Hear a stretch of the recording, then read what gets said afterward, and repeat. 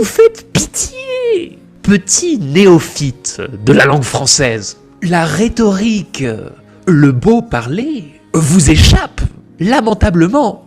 Oui, ne faites pas cette tête effarée. Vous qui n'avez utilisé le dictionnaire dans votre vie que comme presse-papier. Voyez ce terme par exemple, la doxa. Je sais que c'est pas la doxa médiatique aujourd'hui. Le connaissez-vous? La doxa, c'est l'ensemble des opinions communes, reçues sans discussion, acceptées sans être vérifiées par les membres d'une société.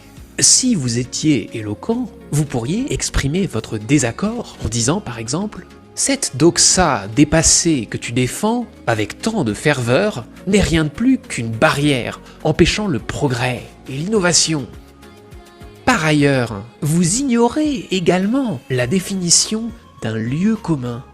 Est-ce que vous ne participez pas à la radicalisation de la société? Allez-y. C'est une question. Non, c'est un lieu commun.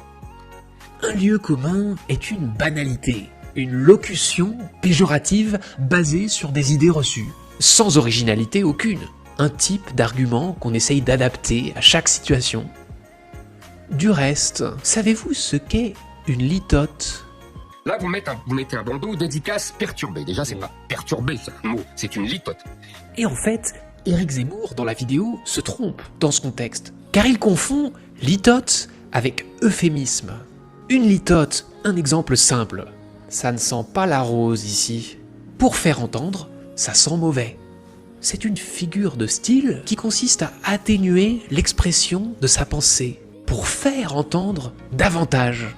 Alors que l'euphémisme cherche vraiment à atténuer le message. Par exemple, il nous a quittés, pour dire il est mort. L'euphémisme. Poursuivons avec l'expression éloquente. Moi, je me bats pour essayer de sauver ce pays en voie de destruction. Excusez-moi, j'ai l'impression de faire œuvre pie. Faire œuvre pie. Je ne vous demande pas si vous la connaissez. Cette expression signifie faire une bonne action, une œuvre pieuse, charitable. Et puis, jeter l'opprobre sur quelqu'un. Honnêtement, il y a un moment où quand même il faut dire les choses et arrêter de jeter l'opprobre. Bien sûr. Cette expression signifie discréditer, déshonorer quelqu'un, lui attribuer une très mauvaise réputation. Vient du mot opprobre, qui signifie honte publique. Apprenez à utiliser l'expression « grand bien lui fasse ». Mon frère? Et, attendez, mon frère, il est pas dans mon parti. Non, mais il veut monter une liste européenne. Grand bien lui fasse. Expression ironique, utilisée pour exprimer un désaccord ou l'indifférence vis-à-vis de l'action d'une autre personne.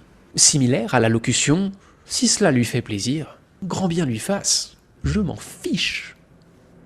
Vous sentez-vous un peu moins ignorant? Alors, pour ceux d'entre vous qui ont un goût pour le masochisme linguistique, j'ai la solution.